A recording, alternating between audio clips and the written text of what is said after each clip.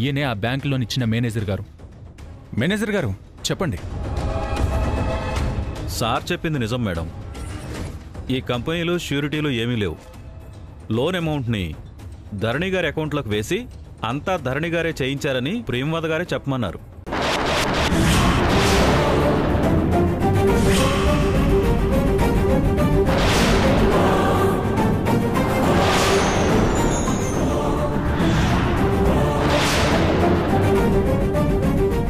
ఏంటి ప్రియంవద ఇది? ఎందుకు ఇలా చేశావు? దీనివల్ల నీకేమొస్తుంది? తాళాల గుత్తి చేతికొస్తుంది నాన్న. ఇంటి పెత్తనం దక్కుతుంది.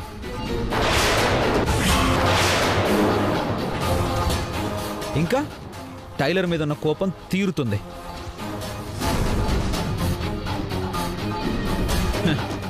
మీకు అసలు విషయం తెలిస్తే అత్తని ఇక్కడే చంపేస్తారు.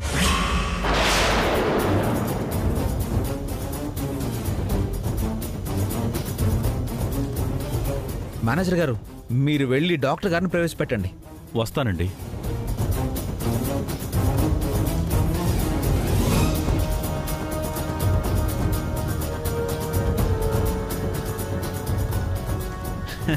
రండి డాక్టర్ గారు, రండి.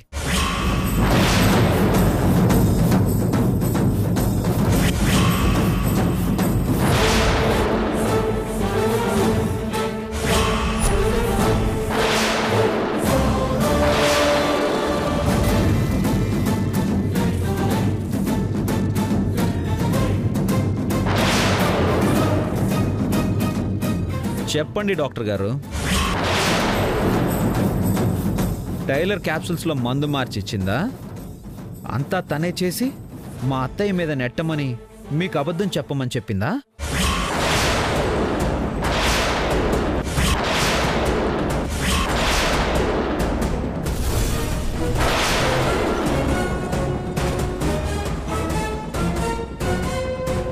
మీరెవరికి భయపడాల్సిన అవసరం లేదు డాక్టర్ గారు. నిజం చెప్పండి. మీ అబ్బాయికి నయం కాకుండా ఇంకా కోపం పెరగాలని ప్రియంవద గారే ఎప్పటినుంచో మందులు మార్చిచ్చేవాళ్ళమ్మా.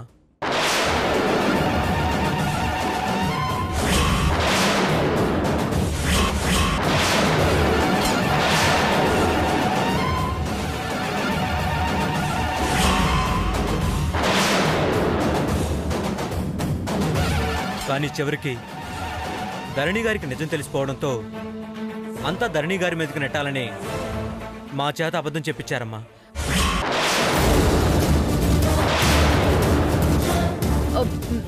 లేదు, నాకేం తెలీదు వదినా. నమ్ముతానయ్యా.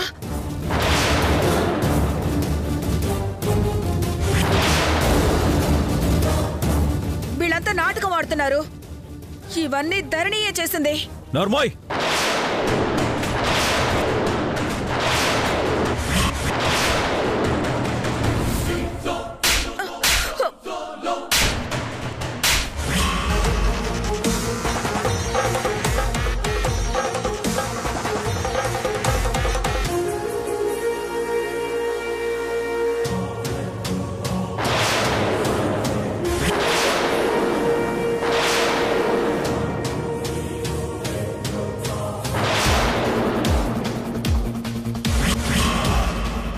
అత్తవైపోయావు, లేదంటే అడ్డంగా నరికేసుండేవాణ్ణి.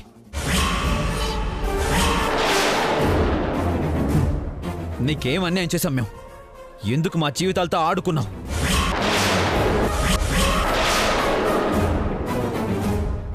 జరిగిందంతా నిజం అనుకుని టైలర్ని అసహించుకున్నాను, అవమానించాను. ఎన్ని మాటలన్నానో నాకే తెలీదు. ప్రేమతో నా దగ్గరకు వస్తుంటే పురుగును చూసినట్టు చూశాను. అంతా నీ వల్లే. నువ్వే కారణం. నీ మేనల్లుడే కదా వదినా, వాడి భార్యే కదా. వాళ్ళ మీద నీకెందుకింత కక్ష? నా కోడలు నిజంగానే బంగారం. అయినా సరే అనుమానించేలా చేశావు, అసహ్యించుకునేలా చేశావు.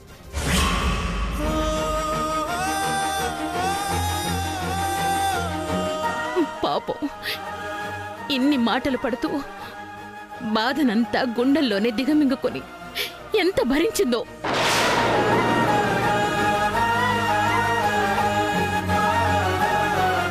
అసలు నువ్వే తప్పు చెయ్యనప్పుడు ఎందుకిన్ని మాటలు పడ్డావు? ఎందుకింత బాధ భరించావు? ఒక్క మాట చెప్తే ఏమైపోయేదమ్మా?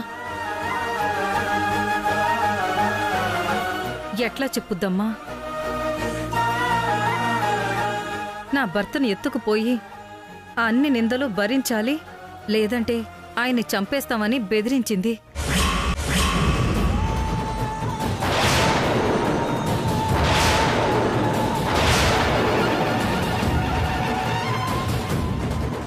ఏమయ్యా,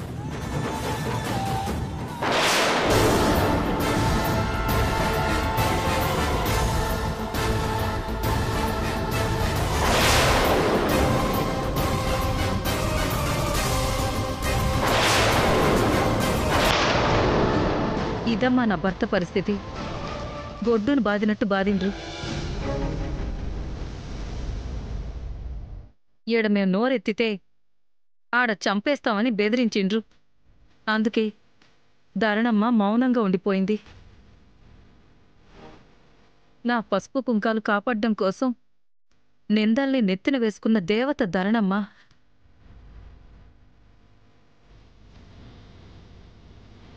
అవునమ్మా, చివరికి ధరణమ్మే వచ్చి ఆ రౌడీల దగ్గర నుంచి కాపాడింది. లేదంటే ఈ పాటికి నా ప్రాణం తీసుండేవారు.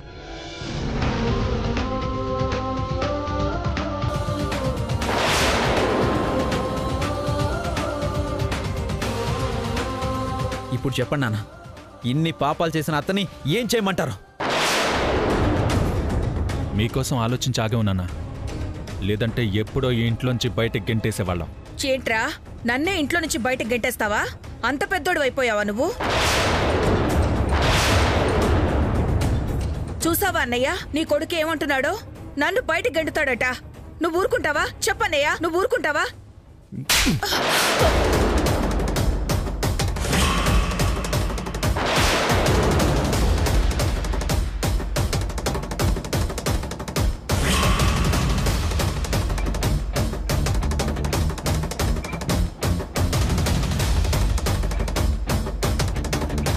అన్నయ్య, నువ్వు నన్ను కొట్టావా? ఇంకొక మాట మాట్లాడితే చంపేస్తాను. నువ్వు చెల్లెలివైతే ఇక్కడ నా కొడుకు కోడలు.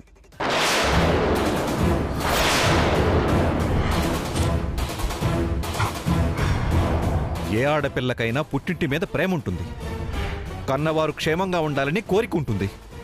కానీ నువ్వు కాలనాగులా కాటేయాలని చూశావు.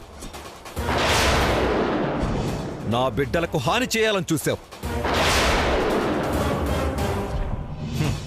చెల్లెలివైతే ఏంటి, ఇంకెవరైతే ఏంటి? ఇంకొక క్షణం కూడా నువ్వు ఇక్కడ ఉండడానికి వీల్లేదు. బయటికి పో. అన్నయ్య, నన్ను పొమ్మంటే తర్వాత బాధపడేది నువ్వే. ఏంటి బెదిరిస్తున్నావా? చెప్పు, బెదిరిస్తున్నావా?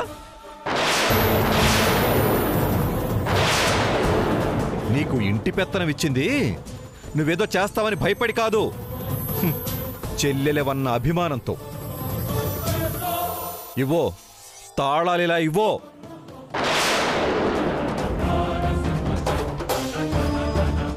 ఇవ్వమని చెప్తున్నానా? ఇవ్వో.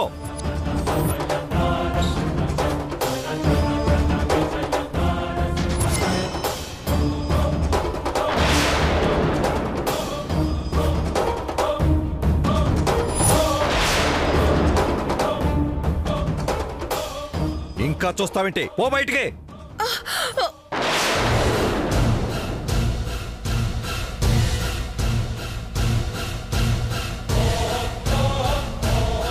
పో బయటికి.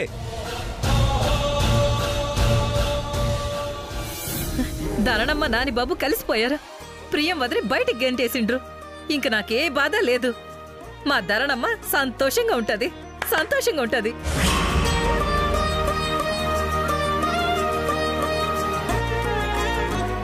ఏంది ఇది కళ? నిజమని ఎంత సంబరపడిపోయాను.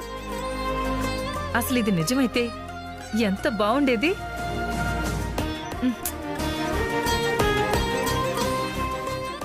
నాని బాబు,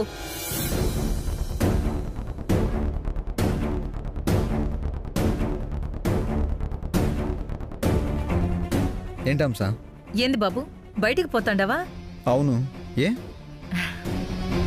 మరైతే ఒక్కరే పోతుండారేంది బాబు?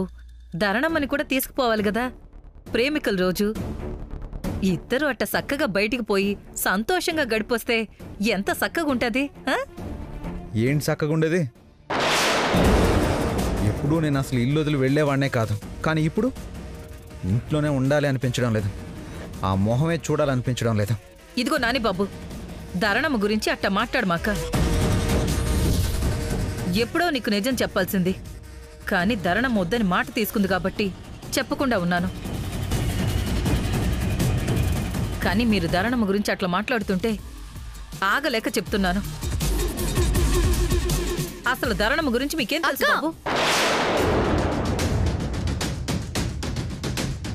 అక్క, లే ధరణమ్మ, నువ్వన్ని మాటలు పడుతుంటే చూడ్డం నా వల్ల కావట్లేదు.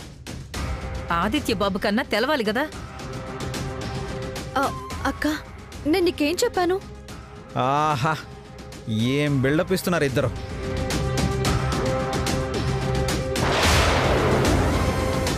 ఆమెమో ప్రైమ్ మినిస్టర్, నువ్వు ఒక మినిస్టర్ లాగా చెప్పమంటే చెప్తావు, లేదంటే లేదా. అయినా ఈ టైలర్ గురించి నాకేం చెప్పక్కర్లేదు, చెప్పినా నేను వినను కూడా. అది కాదు నాని బాబు. అక్క, అసలు వినడమే ఇష్టం లేని వాళ్ళకి ఏం చెప్తాం? అవును, వినడం కాదు, నిన్ను చూడడం కూడా ఇష్టం లేదు, అందుకే వెళ్ళిపోతున్నాను. నీ మొహం చూడడం ఇష్టం లేకే వెళ్ళిపోతున్నా. అసలు నువ్వు ఉన్న ఈ ఇంటికి నేను రాను, వెళ్ళిపోతున్నా, వెళ్ళిపోతున్నా.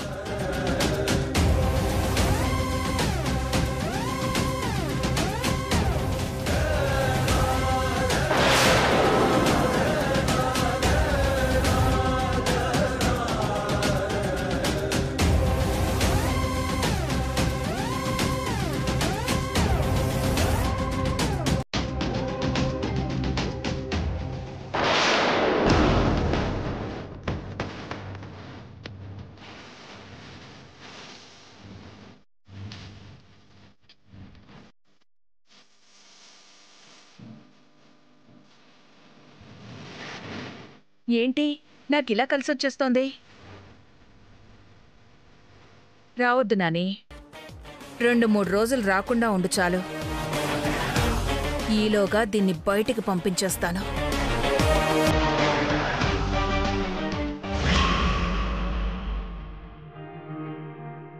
అయినా డాక్టర్ గారు ఎప్పుడూ తగ్గిపోవాలని చెప్పారు కదా, మరి ఇన్ని మందులు ఇన్ని రోజుల నుంచి వాడుతున్నా ఎందుకు తగ్గట్లేదా అని నాకు ఎప్పటి నుంచో అనుమానంగా ఉందొదినా.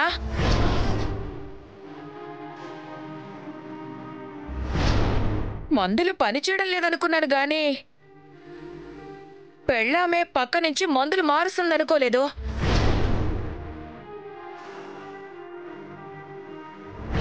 అమ్మ, మీ కోడలు నా దగ్గరికి వచ్చి నేనిచ్చే టాబ్లెట్స్కి బదులుగా ఈ మనుషులను వశపరుచుకోవడానికి నాటు మందులు వాడతారు కదా, ఆ మందుని క్యాప్సూల్స్లో నింపి ఇవ్వమంది.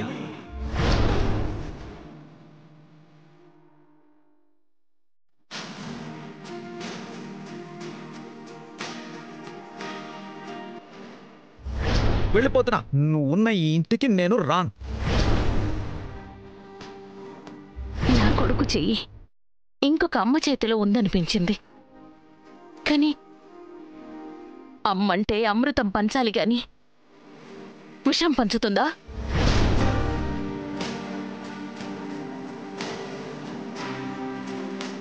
ఇది మాత్రం క్షమించరాని తప్పమ్మా. భర్తని ఎవరైనా ఇలా మందు పెట్టి లోపరుచుకోవాలని చూస్తారా?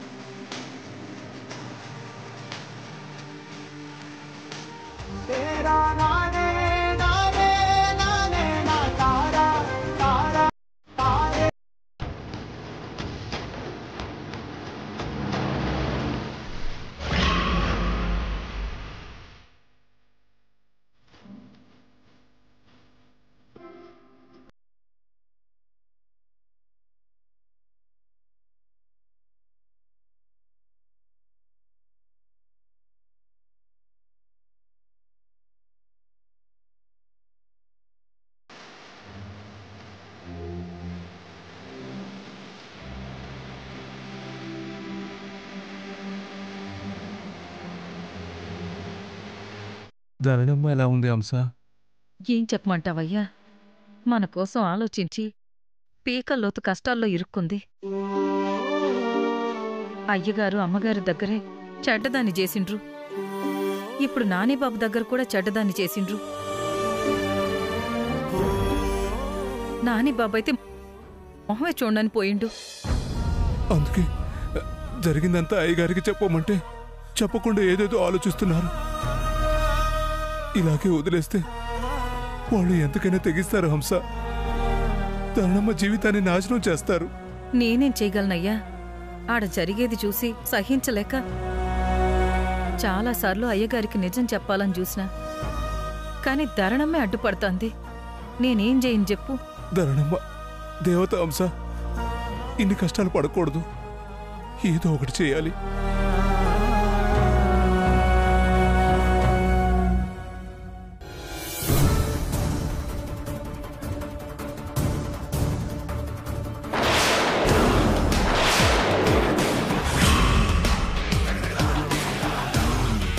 ఏంటి హీరోయిన్, ఏదో తెగ ఆలోచించేస్తున్నట్టున్నావు? మొగుడు మొహం మీదే చీకొట్టి వెళ్ళిపోయాడు, ఏం చేద్దామా అనా? ఏంటంత షాకీ చూస్తున్నావు? నాకెలా తెలిసిందనా? నీ మొహం చూడను, నువ్వు ఉన్న చోట ఉండను అని అంత పెద్ద కేకలేసుకుంటూ వెళ్తున్నాడు. ఆ మాత్రం వినపడదా? నేనే కాదు, మొత్తం అందరూ వినుంటారు. ఇన్నాళ్ళు అందరూ కాదన్నా నీ మొగుణ్ణి ఏదో మాయ చేసి వెంట తిప్పుకొని మేనేజ్ చేశావు. ఇప్పుడు వాడే చీకొట్టిపోయాడు. ఇంకీ ఇంట్లో నీ చాప్టర్ క్లోజ్ ధరణి. మళ్ళీ నువ్వు బయటకెళ్ళి కుట్టు మిషన్ కుట్టుకోవాల్సిందే. నువ్వలా వెళ్లడం, వెంటనే పెళ్లికి ఏర్పాట్లు చేయడం అన్నీ అలా చకచకా జరిగిపోతాయి. మొన్న మీ అక్క పెళ్లి 300 కోట్లతో చేద్దామంటే 30 కోట్లతో చేయించావు కదా. ఈసారి నా కూతురు పెళ్లి 300 కోట్లతోనే చేస్తాను. వంటలు బాగా చేస్తావు కదా, కావాలంటే ఆ కాంట్రాక్ట్ ఇస్తాలే. ఆ మాత్రం సాయం చేయలేనా పిన్ని? అవును, ఇంతకు పెళ్ళెవరిది? నీదా?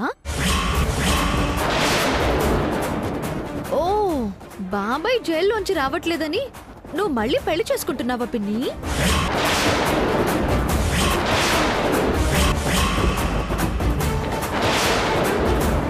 నీకింత జరిగినా ఒంట్లో పొగరు మాత్రం కొంచెం కూడా తగ్గలేదే. నీ మొగుడుతో నా కూతురు పెళ్లి చేస్తాను, అప్పుడు మొత్తం పొగరు దిగిపోతుంది. మరీ ఎక్కువ ఎగురు పడకు పిన్ని. కింద పడితే మళ్ళీ లేవలేవు, చెప్పాను కదా.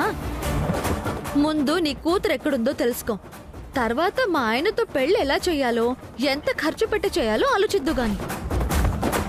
నా మొగుడు జైల్లోంచి వచ్చేసాడు కదా, ఇక నా కూతురు వచ్చేసినట్టే.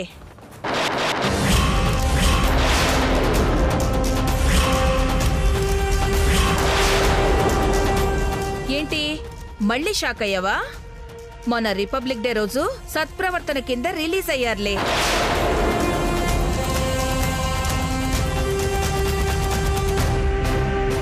శోభన్ రాజు గురించి ప్రత్యేకంగా నీకు చెప్పక్కర్లేదనుకుంటా.